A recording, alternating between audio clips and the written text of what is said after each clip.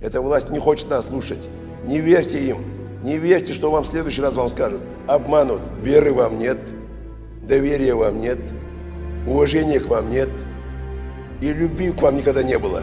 Придет час, когда вы ответите все.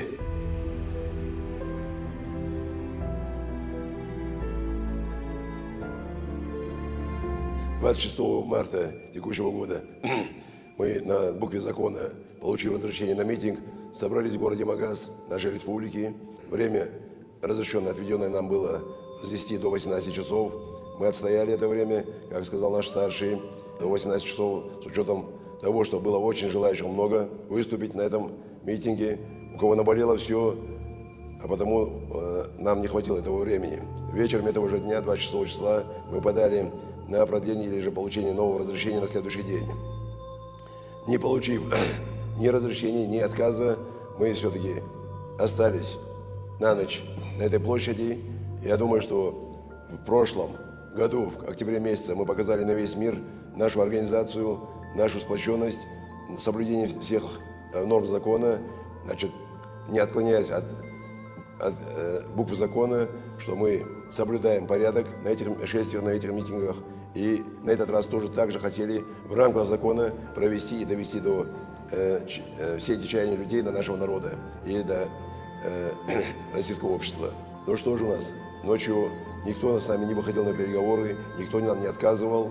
И не говоря о том, что дадут или не дадут это разрешение, утром 27 числа во время совершения религиозного нашего обряда утреннего намаза джамаат заместитель министра внутренних дел Республики Ингушетии под фамилией Полищук, не хочу знать его ни имени, ни отчества, он организовал штурм, отдал приказ своим бойцам, своим подчиненным, прикомандированным, преступный приказ. И мы докажем этот приказ, что он был преступен. На штурм этого религиозного обряда он нарушил статью Уголовного кодекса за воспрепятствование совершения религиозного обряда. А потому мы будем доказывать его неправомерность его действий, его преступные приказы. И я думаю, что он человек, который должен сесть на скамью подсудимых, и он должен ответить на букве закона.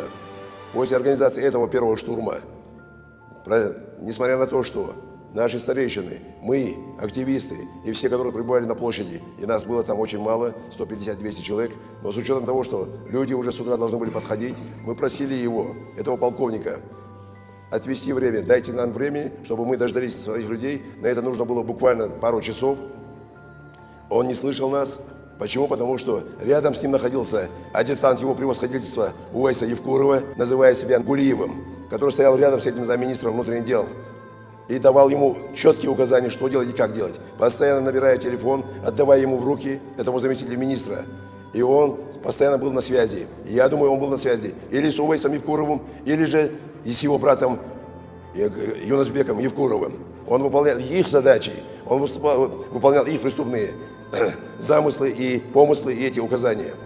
Но есть же законы, от которых он не имеет права отступать. Скорее всего, не просто так он пошел на сговор с этими людьми и пошел против нашего народа. Куда он пришел? В нашу республику, дабы поставить на букве закона, выполняя свою задачу. Он организовал второй штурм, хотя его подчиненные, его бойцы, русские ребята, по рации мы слышали, как просили его не доводить до этого, нет необходимости штурмовать. Здесь мирная акция, не делайте этого, куда мы торопимся. Но он не отступился. И он нам ставил 5 минут на размышление, и он начинает штурм. И он организовал этот штурм. И если есть пострадавшие, но мы знаем, что с нашей стороны есть очень много пострадавших, это на совести Полищука. И если есть на стороне именно бойцов, и именно людей в погонах, есть пострадавшие, это на совести этого Полищука. Ребята выполняли преступный приказ, но они должны были его выполнить, потому что они люди в погонах. Но вчера, уже вступив в переговорный процесс, после второго штурма, провального штурма, господин Полищук, вашего провального штурма, вы уже говорили, что делать, как дальше нам быть. Вы отступили, мы сказали, мы уходим. Но не потому, что вам это нужно было, а потому, что мы не хотели дальнейшей эскалации и напряженности нашей республики. Это наша земля, это наш народ, это наша республика. И мы ушли мирно, Но вы, товарищ Полищук, еще одна преступная ваша задача, то, что вы выполнили. Вы нам не определили маршрут нашего движения. Вы не организовали движение спецмашин ГИБДД впереди нас, не организовали нам маршрут движения. Но мы пошли мирно, совершая свои религиозные обряды, восхваляя нашего Всевышнего, мы пошли по движению в сторону федеральной трассы от Магаса. Но выйдя на федеральную трассу Магас, вы нам перекрыли, скорее всего, вы, опять же, по вашему приказу, перекрыли нам движение в Назрань. Мы хотели уйти в направлении Назрань. От кругового движения в Магас. Вы нам перекрываете движение в Назрань, вы нам указываете, и ваши люди, скорее всего, вы нам указали, и ваши люди, приспешники, такие как Улиев, такие как Увайс Евкуров, такие как Юнусбек Евкуров, вы нам указали движение по федеральной трассе Кавказ в сторону Икажевского поста, перекрестка. Мы пошли туда. Движение не было нарушено. Да, где-то останавливались люди, уважая, может, уважение, знак уважения к нам. Мы дошли до этого перекрестка и повернули в сторону Назрани. Уже подходило время к обеденному намазу. Мы решили уйти в Назрань и там совершить свой религиозный обряд. Но часть наших людей, наших братьев, наших сестер решили остаться, потому что вы нас толкаете на нарушение закона. Вы нас не слышите. Вы, товарищ Полищук, и вам подобные, Евкуровы. И вы им подобны стали. Вы нас заставляете становиться на федеральной трассе, дабы высказать свои чаяния, свою боль. И вот эти ребята, мы остановились там, уже подходя, мы говорим: ребята, давайте уходим. Но они говорят, они нас не услышат, эта власть не хочет нас слушать. Не верьте им, не верьте, что вам в следующий раз вам скажут, обманут. И подтверждение этим словам, этих ребят, я сегодня понял, хотя мы вчера, подойдя туда, еще раз просили этих ребят, это была очень часть порядочных людей, добрых людей, патриотически настроенных людей. Никакого радикализма там не было, никакого ваххабизма там не было. Это наши братья, запомните, это наши сестры были. Но они нам сказали, обманут вас. И сегодня в подтверждение этим словам получился обман. Вот список депутатов. Когда мы вчера убедили этих ребят, убедили этот народ уйти с этого перекрестка, разблокировать федеральную трассу Кавказ, и обещали им, что сегодня на заседании парламента республики 27 числа мы два законопроекта, уже которые внесены в парламент, Народное собрание, что они сегодня, я думаю, что услышав нас, рассмотрят эти два законопроекта. И на этих условиях, только на этих условиях, они поверили вам, товарищ власть. Вы никакая власть, вы лживая власть Республики Ингушетия. Я обещал этим людям, ребята, уходим с этого перекрестка, разблокируем эту дорогу. Услышав мои слова, дабы очернить меня обезличить и обезличить обещанные моим словам, вы сегодня срываете кворум парламента республики. И ваши карманные депутаты, такие как Арчаков Иса, Боков Гилани, Богатырев Бекхан, Гадиев Ислам, Евлоев Мухажир, Льянова Зарема, Султыгов Марифа, Хашива Аза, Хамхоев Батыр, Тунгоев Магомед, Зейтова Лейла, Буружев Адламид, Богатырев Ильяс, Светличный Василий Иванович, товарищ Абаев. Вы сегодня не пришли, вы срываете кворум и сегодня срываете работу парламента.